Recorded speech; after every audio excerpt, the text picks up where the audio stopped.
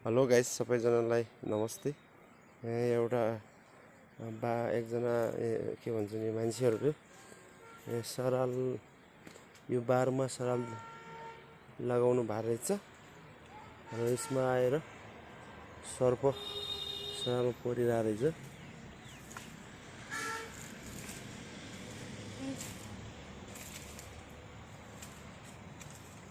यो त मरिसक्यो रहेछ सर्प त यार, मरिसक्यो सर्प, कोटकोटान भइसक्यो त यार, मरिसक्यो त होला त यस्तो छ।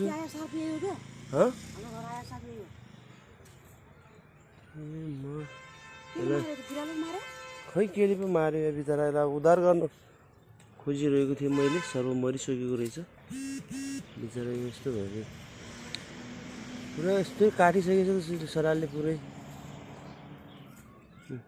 छुट्टी। कैची लिएर आऊ, कैची यस्तरी परिरहेको छ त, अनि कहाँ बाँच्छ त सर्प। बिहान त्यो बिहानै गर्नु पर्थ्यो त। यसलाई उद्धार गर्न खोजिरहेको थिएँ गाइस है, तर सरी सर्प मरिसकेको रहेछ। सरी भन्नु पर्यो अब बिचरा।